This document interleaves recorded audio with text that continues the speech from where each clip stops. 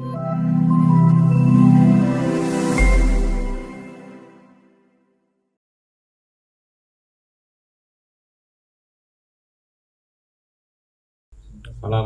warahmatullahi wabarakatuh. Waalaikumsalam warahmatullahi Bismillah, alhamdulillah, wassalatu wassalamu ala rasulillah, la haula wa la quwata illa billah, amma ba'da. Pemirsa Dampar IT yang berbahagia, alhamdulillah kita bertemu lagi.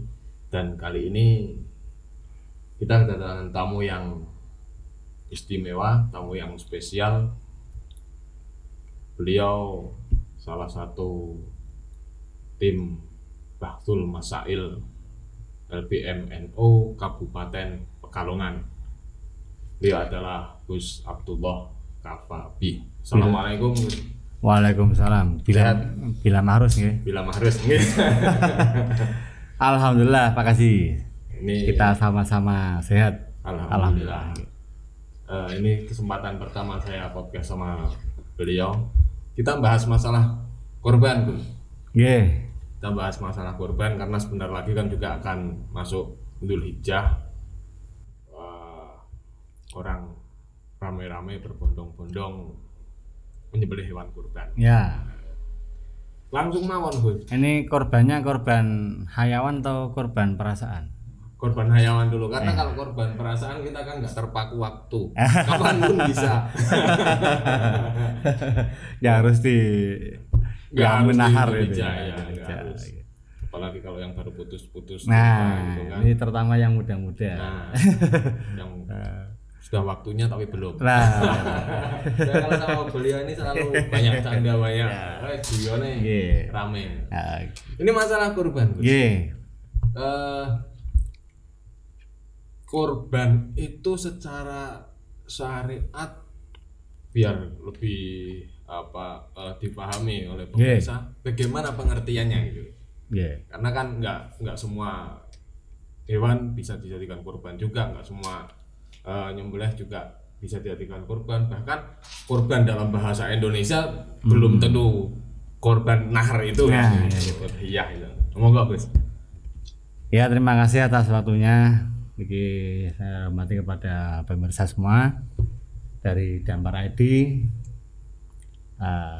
Merupakan kesempatan yang luar biasa saya bisa bermuajahah dan juga bisa bertemu dengan kawan saya yang sangat kocak ini, Bapak Haji Ustadz Yusuf atau Bapak Ustadz Haji Yusuf gitu ya. Nah ini disuruh untuk memberi hal-hal yang keterkaitan tentang masalah kurban. Ini yang kami ungkapkan ataupun yang kami berikan dalam kesempatan ini adalah hal-hal yang saya tahu dulu ya tentang masalah kurban. Seperti tadi yang dipertanyakan dari Mas Ustadz Yusuf ini, bahwa kurban itu yang seperti apa ataupun kurban itu hukumnya bagaimana. Ini kalau kita, terutama kita anak pesantren ataupun kita alumni pesantren, sudah bukan hal yang baru tentang mempelajari kurban, karena setiap kita mengaji, terutama kitab fikih, katakan Fathul Qorib ataupun kitab-kitab yang setelahnya, ini akan menemukan bab tentang udhiyah ataupun tadhiyah.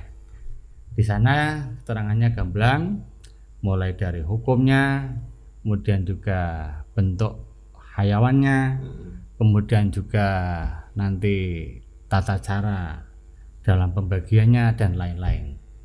Nah, secara garis besar masalah kurban ini disyariatkan dalam agama kita karena memang itu ada cerita panjang dari Nabiullah Ibrahim, kemudian Nabiullah Ismail ya, peristiwa atas mimpinya beliau Nabi Ibrahim untuk menyembelih anaknya lalu digantikan dengan kurban ya, berupa domba gitu ya, sehingga dari cerita ataupun kisah seperti itu Nabiullah Muhammad SAW ini mensyariatkan di hari 10 Dzulhijjah untuk melaksanakan kurban.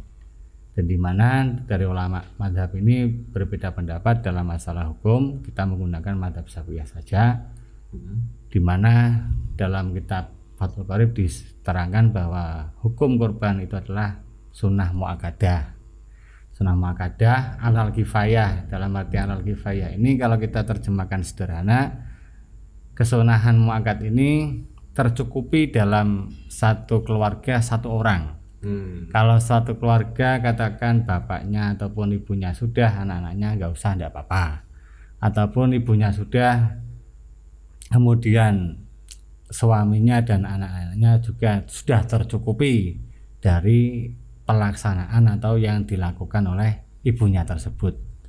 Artinya tercukupi ini ya seperti kita melakukan sholat fardu ain dan fardu kifayah, di mana kita melaksanakan sholat jenazah, kita melaksanakan berarti orang muslimin semua kan sudah gugur. Nah begitu. Kalau toh nanti tetap melakukan juga ya tidak masalah, tetap ada lagi. Jadi bukan berarti kalau sudah tercukupi tidak boleh kan, bukan. Kita masih bisa melaksanakan dan juga tetap mendapatkan pahala seperti itu saat ya. Jadi perbedaannya cuma hanya fardu ain dan sunnah muakkadah. Kalau di sini kalau fardu kifayah ya, fardu kifayah. Kalau di sini sunnah muakkadah alal kifayah. Nah itu redaksi yang ada dalam kitab Fathul Qorib ya ataupun Iqna ya seperti itu. Jadi kita sudah bisa dipaham tentang masalah hukum. Lalu kalau tentang bagaimana hayawan-hayawan yang terakomodir ataupun yang digunakan untuk berkorban, ini kan kalau yang diterangkan itu ada namanya sapi ya, kemudian juga ada syat itu syat itu kambing gitu ya, kambing. Sapi sama kambing enak mana Ustaz? Tergantung selera. Kalau saya ya yang sudah ada itu yang enak. Yang enak. berarti semuanya ya. tetap enak semuanya ya. Nah ini untuk selain itu, katakan ada yang namanya kuda. Ini kuda tidak disyariatkan, artinya tidak cukupi. Ataupun rusa, ini juga tidak tercukupi. Jadi tadi ada bakor, kemudian ada ibil ya, ibil itu unta, kemudian juga ada namanya syat ataupun kambing. Nah dari tiga hal ini itu ada yang besar, ada yang kecil. Dalam arti kalau toh unta ataupun sapi ini hayawan yang terkategori besar, di mana orang yang melaksanakan kurban itu bisa sampai 7 orang. Dalam arti satu hayawan untuk 7 mudhohi gitu ya, 7 mudhohi. Tapi kalau toh yang syat ataupun tadi kambing itu cukup hanya 1 orang. Ini nggak boleh sampai kok 7 orang kemudian sama-sama mudhohi, sama-sama ingin melaksanakan kurban pakai satu kambing. Nah itu. Lah sebabnya apa? Nejare wong gampangan. Lah kan kurban itu nanti untuk kendaraan.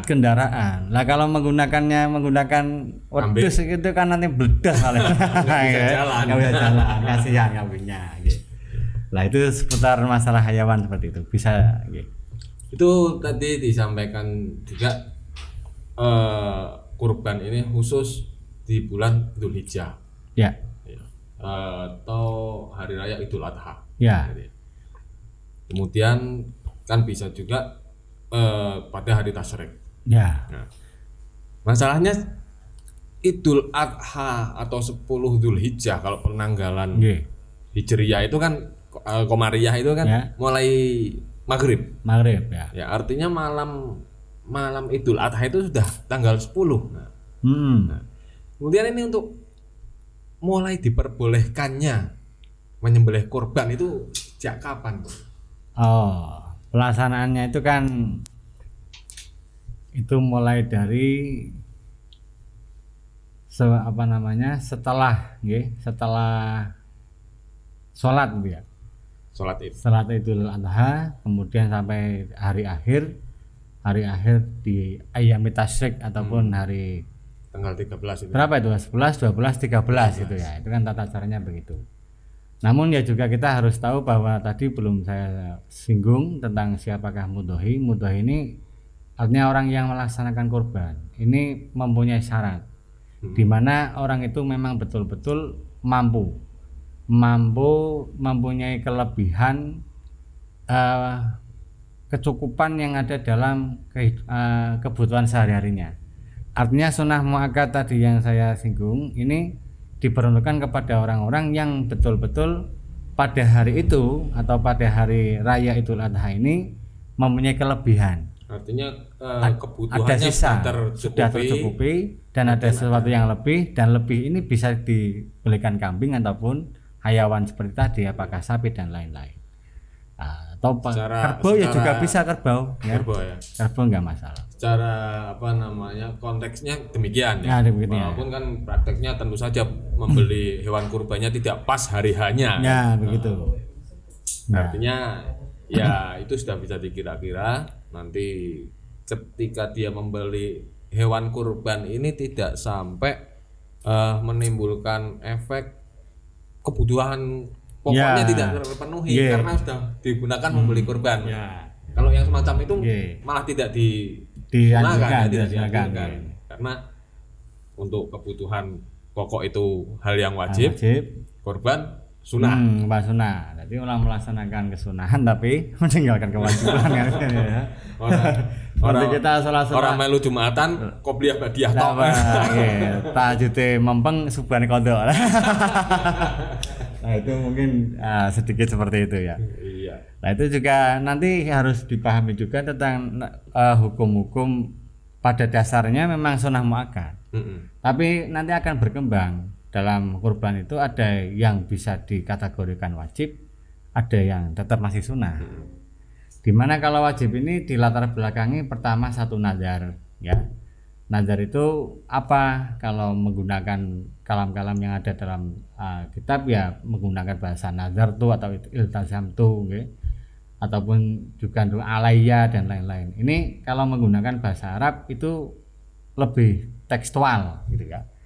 Tapi kalau cara wong Jawa itu kalau kemarin ada pembahasan tentang nazar itu sejauh mana, itu ada salah satu ulama dawuh ngaten, nek wong Jawa ki nek muni nazar mesti ngomong aku nazar engko bakal arep nyembelih wedhus. Iya. Enggak cukup mengatakan aku engko pak korban. Kan ada yang seperti itu ya. Iya. Aku mengko pak korban. Nah, ini kalau bahasa Arab kan aj'alu atadhiya dan lain-lain, artinya saya akan melangsungkan atau melaksanakan sebab kurban. Ini berdampak kalau menggunakan bahasa Arab. Artinya dari ulama itu ada yang mengatakan, orang mengatakan saya akan melakukan kurban dengan kambing ini. Nah itu ya. Ini akan menjadi kurbannya menjadi wajib. Artinya harus disembelih, nggak boleh disembelih dan nanti tasarrufnya berbeda dengan yang sunnah. Atau juga dengan menggunakan kata-kata nadar tuh ya, aku nek nadar aku nek bar bodo iki bisa munggah apa ya, munggah sekolah ya, naik kelas atau yang lain, nanti saya akan kurban seperti ini akan menjadi ya. Ini bahasa nadar seperti itu karena nadarnya untuk kurban. Iya, nadar untuk kurban sehingga menjadi nadar yang wajib. Ada yang dengan bahasa wong Jawa, nek wong Jawa ki nek muni Pak Nadar mesti ngomong nadar. Aku nadar kaya mau nek aku sekolah ki munggah bakal aku arep nyembelih kurban. Ini kan menjadi nadar. Tapi kalau semisal hanya rencana saja, gosok ben ngene aku duit, aku tak tuku wedhus Pak kurban. Nah, enggak ada kata-kata nadar. Ini pada lumrahnya mesti mengatakan itu yang diharapkan sunnah. Gitu maksudnya loh. Lah, ini sehingga berarti itu bukan nadar. Nah, sehingga bukan nadar yang kedua ini. Lah, ini karena memang sudah lumrahnya orang kita ataupun orang-orang Jawa itu mengatakan aku tak arep tuku wedhus arep kurban.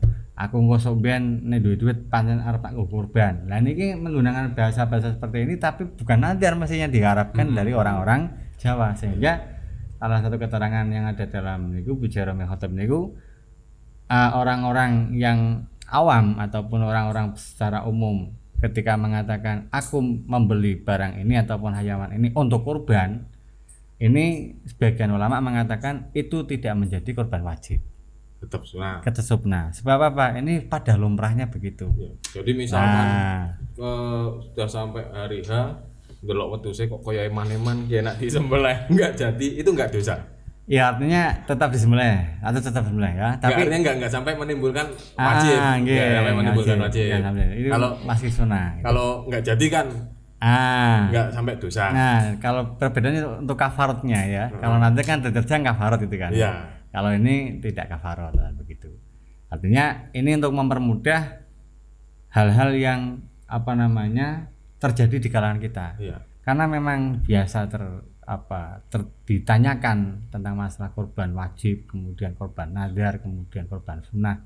Itu kalau kita menggunakan teks Arab ya itu ada kata ja'altu hadhihi syat udhiyatan. Ini sudah menjadi korban wajib. Saya menjadikan ini sebagai sebagai hayawan kurban, ini menjadi wajib.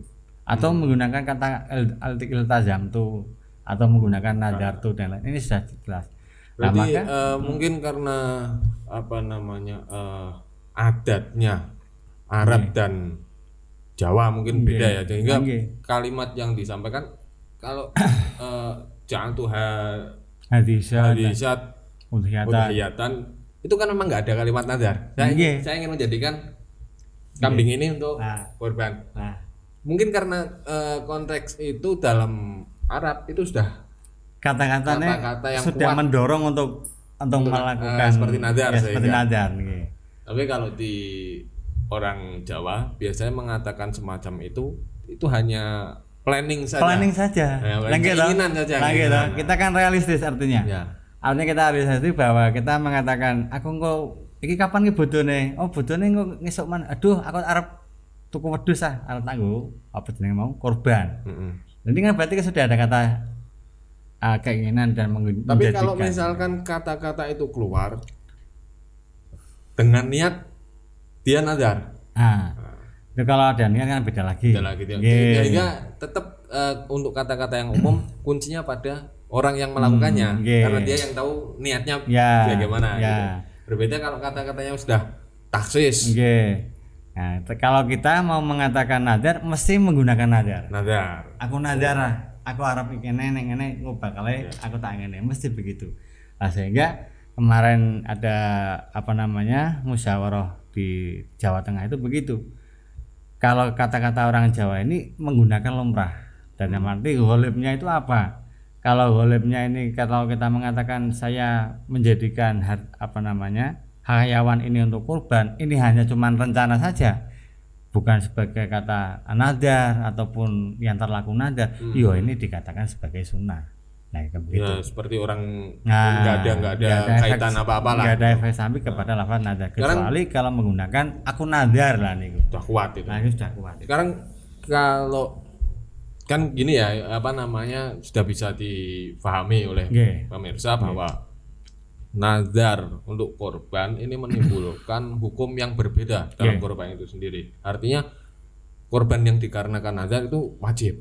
Berbeda dengan dalam keadaan umum biasa itu sunnah muakkadah alal kifayah gitu tadi. Sunnah lah. Terus tadi sempat disinggung juga konsekuensi dalam pembagian dagingnya juga akan berbeda. Nah, bagaimana nih perbedaan antara daging kurban yang wajib dengan daging kurban yang sunnah? Padahal sama-sama dagingnya gitu kan. Dan di sate sama-sama enaknya. Sama-sama enak. Apalagi tinggal makan. Lah kok dibedakan itu ya. Nah, ini sebelum kita menyate gitu ya. Nah, biar nggak salah sasaran ataupun sate. Merendang gitu ya. Ini memang ada klasifikasi tentang konsekuensi yang ada dalam kurban sunnah maupun yang wajib. Dimana kalau tasarruf ataupun distribusi daging ya. Distribusi daging dalam kurban yang sunnah itu kan satu, seorang mudhohinya bisa ngalap tabarukan itu bahasanya. Ini maksimal 1/3. Jadi umpama kurban sunnah ini ya, daging itu menjadi berapa? 10 kilo umpamanya. 10 kilo. Lah ini mengambil 1/3-nya enggak apa-apa. Maksimal 1/3. Kemudian yang lain bisa untuk hadiah kepada orang yang cukup, dalam arti orang yang kaya, kemudian tasoduk ataupun sedekah kepada orang yang fuqara wal masakin. Tapi kalau untuk yang kurban wajib ini harus tasoduk semua, jami al-lahmi 100%. Enggak boleh satupun nyicipi wis aku sak sindik ngene ora ya. Maka akan tidak sah. ya nanti gharam, wajib mengganti. Wajib mengganti, katakan kalau tadi itu mengambil 1 kilo, berarti dia wajib besoknya mengganti 1 kilo sebagai kodoan, itu sebagai penjabelan yang tadi dikonsumsi orang tersebut. Nah nanti kalau tasoduk itu disodakokan kepada harus fuqara wal masakin.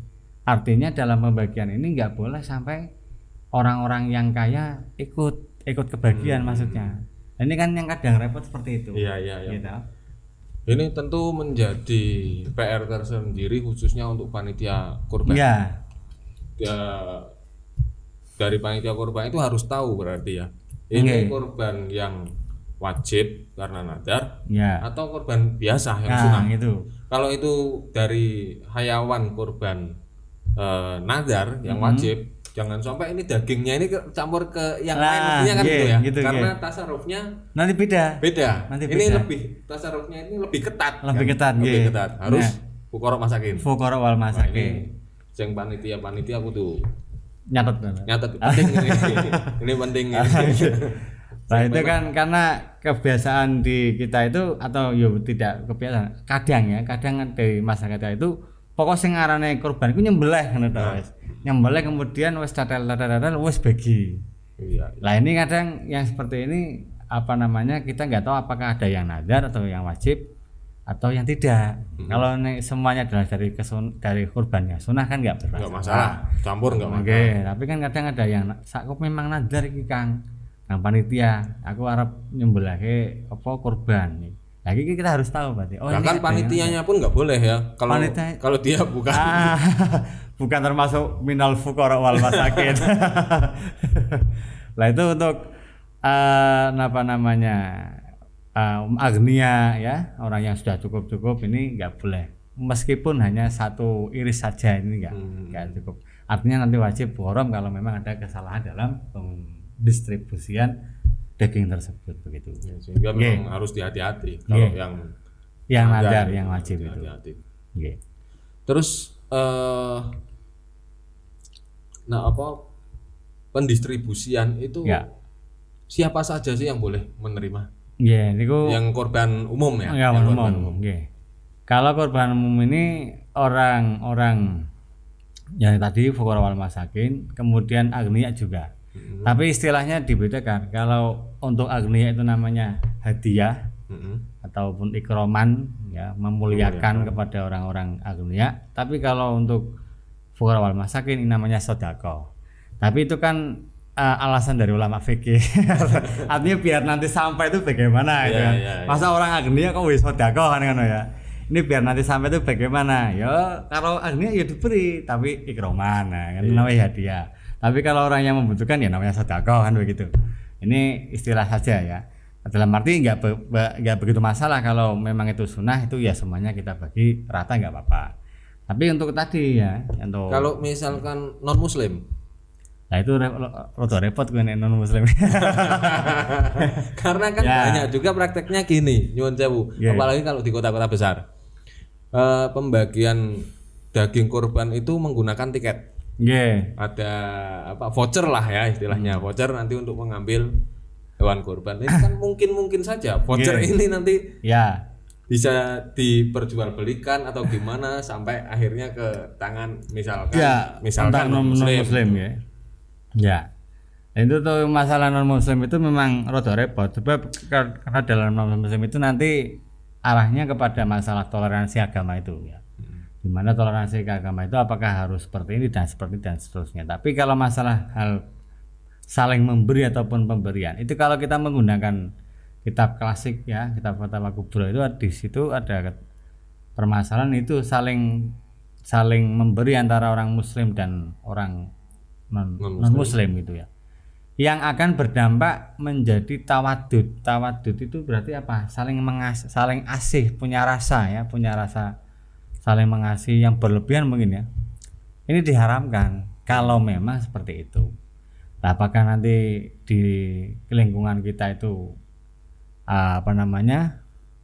yang seperti disinggung dalam kitab itu, dalam arti kita memberi kepada mereka, kemudian nanti ketika mereka beri kepada kita dan seterusnya, ini apakah akan menjadi tawadud? Ya itu mungkin kita bahas di apa namanya kesempatan yang lain saja. Itu karena memang sangat rumit sekali. Sangat rumit sekali tentang masalah kita sebatas mana untuk apa namanya toleransi kepada non muslim itu ya. Nah, apalagi ini bersinggungan tentang masalah korban, di mana korban itu ada hukum tersendiri, kemudian juga ada apa namanya tata cara yang sedemikian rupa kan begitu. Itu untuk apa namanya tentang korban ini ya itu yang kalau di masyarakat kita mungkin non muslim nggak ada ya kalau yang di sekitar ini kan ada 99,99% kan wong Cina teko ya ora izin itu ya kalau di daerah lain kan mungkin ada. Nah, sekarang ke hewan kurbannya. Hayawan kurban ini ada nggak sih kriteria khusus hewan? Tentu jenis kambingnya tadi jenis hewannya sudah kambing atau sapi atau kerbau atau unta. Tapi kalau unta di sini nggak usum juga ya. Usum juga. Kalau ada korban unta, bisa malah dicurigai nyolong kebun binatang. Itu nanti dipidana. Sekarang dari jenis-jenis hewan itu ada kriteria khusus no? Ya, niku kalau untuk masalah itu kan juga ada ya. Di antaranya cara makna iku selamat saking wuta ya, ataupun dari hayawan ini tidak buta, tidak pincang gitu kan. Kemudian tidak kurus ya. Kemudian tidak berpenyakitan tidak punya penyakit yang membahayakan ya, yang menggerogoti pada tubuh. Lah itu nanti yang bisa digunakan. Karena dobit ataupun standar yang ada dalam kitab itu diterangkan itu dalam Syarahina itu bahwa hayawan yang bisa digunakan kurban itu yang betul-betul sehat. Kemudian yang tidak bisa itu adalah hayawan yang punya penyakit ataupun yang punya kelainan di mana akan menggerogoti ataupun akan mengurangi pada kualitas daging ataupun pada daging itu sendiri. Nah, sehingga kalau memang hayawan seperti tadi yang dicontohkan buta mata ya ataupun tidak ada kupingnya, ini kan berarti ada yang kurang ya. Kemudian pincang, ini pincang itu juga mungkin ada kekurangan dalam daging apa timbangannya mungkin ya. Kemudian juga hayawan yang terlalu kurus ataupun yang hamil itu ya kan juga nggak cukup. Karena hamil itu memang kelihatannya kan gemuk, tapi gemuknya itu bukan karena dagingnya, tapi ada janinnya itu kan ya. Nah, ini sehingga dalam korban ketika menggunakan hayawan ada janinnya ini kan tidak cukup, artinya harus mengganti ataupun harus membeli dengan hayawan yang sehat, bugas, ya, jenggreng, nah itu ya, yang seger kan begitu. Apalagi sekarang musimnya lagi musim, kalau dulu kan kena virus manusianya kena corona sekarang sapi yang terserang virus. Sapi yang terserang PMK bukan PKM bukan PKM saya hilang ya. Penyakit mulut dan kuku. Itu kira-kira kalau sapi yang terserang penyakit tersebut bisa nggak digunakan untuk korban? Kalau tadi untuk dobit itu kan tadi yang bisa mengurangi kualitas daging, artinya dagingnya buruk ataupun mengurangi dari timbangan daging itu kan, penyakit-penyakit yang bisa mengurangi dari timbangan daging. Nah, itu untuk masalah penyakit seperti itu yang tepat adalah dari medis ini memberi informasi yang seperti apa. Sebab dalam masalah kesehatan ya kita menggunakan ilmu kesehatan, dimana kalau memang itu adalah penyakit yang sangat membahayakan dalam arti daging itu menjadi kurang ataupun kualitasnya bahaya karena ada penyakit tersebut.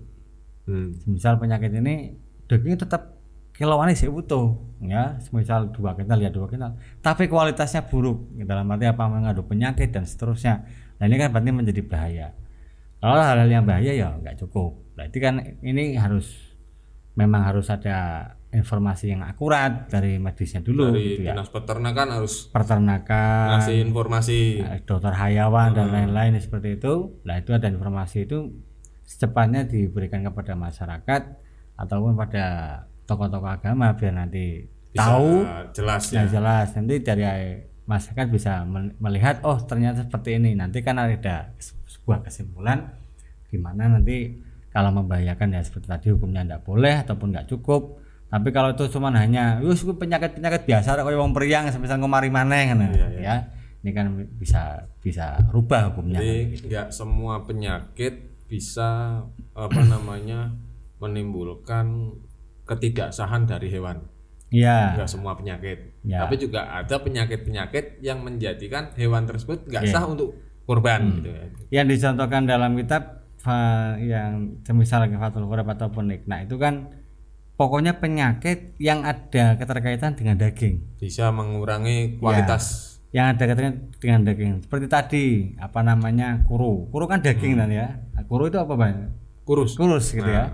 Kurus, kemudian pincang, kemudian mata buta, kemudian tidak tidak ada kupingnya. Bahkan ada yang mencontohkan karena gatal itu gatal jarbun itu ya.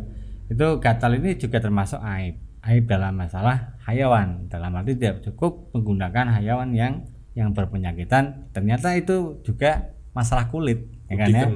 Gudikan. Kalau yang gudikan yang kurban nggak apa-apa. Ya. Kalau hewan kurbannya yang gudikan itu yang jadi masalah. Yang gudikan yang kurban.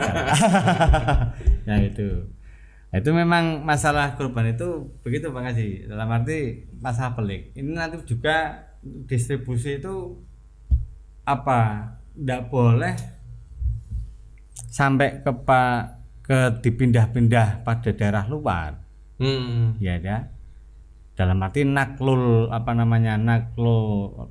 lahmi ataupun memindahkan daging yang ada dalam kurban itu boleh apa tidak ketika kita transfer ke daerah mana.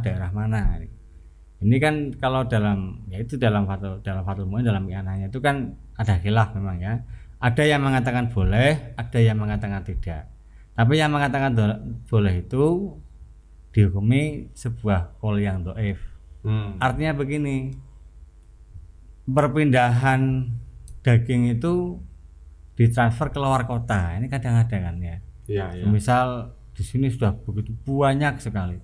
Nah ini kita transfer saja ke sana. Ini dengan naklul lahmit tadhiyah ataupun udhiyah. Jadi dikirim ke daerah lain. Ini seperti tadi kita menggunakan mazhab Syafi'i ataupun kitab-kitab tertentu di mana pada dasarnya hukumnya khilaf, ada yang mengatakan boleh, ada yang mengatakan tidak. Tapi yang mengatakan boleh itu dikatakan dhaif. Pendapat yang lemah. Nah, pendapat yang lemah. Nah, ini dalam masalah apa? Itu dalam masalah apakah korban yang mandhuroh tadi yang wajib ataupun yang sunnah sama saja. Itu ya. Itu karena kli zakat disebutkan di situ, perpindahan daging itu seperti hanya memindah zakat. Zakat pun pada dasarnya nggak boleh dipindah-pindah seperti itu ya. Nah ini kadang terjadi. Kadang terjadi kita menggunakan zakat terus ditransfer saja di luar sana lah. Karena mungkin kan pertimbangannya juga di daerah sini sudah banyak yang mampu, di daerah lain di daerah pelosok-pelosok banyak yang membutuhkan, karena banyak yang membutuhkan, banyak yang nggak mampu, sangat sedikit yang korban. Nah, itu daerah yang wis mampu wakai korban. Overload surplus gitu kan. Nah, ini kalau kita konsepnya tadi menggunakan yang kitab yang kita biasa kaji ataupun untuk pendapat yang kuat nggak boleh kitab ya. Itu pendapat yang kuat nggak boleh. Tapi ada pendapat ada yang memperbolehkan. Nah, ini agar mempermudah. Dalam arti meski ya jare ulama niku dhaif-dhaif ana ulama sing dawuh ya ora masalah. Nek memang itu sebuah kemaslahatan apalagi di zaman sekarang untuk mencari kadang fuqara tadi ya kan, untuk nadar yang wajib harus ditasarkan pada fuqara. Kadang satu desa itu fuqaranya berapa? Ya iki daging seturah wae apa piye. Kadang ya wis gawa mrono. Ini kan kadang terjadi.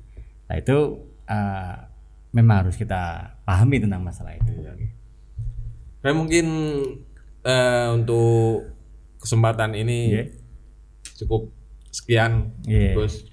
Dan tadi yang saya rasa sangat penting sekali untuk dipahami para panitia khususnya tentang kurban nazar atau kurban wajib itu yang pendistribusiannya harus ke fakir miskin. Itu jangan sampai tercampur dengan kurban yang umum yang bisa lebih leluasa pendistribusiannya dan pembagiannya. Ya.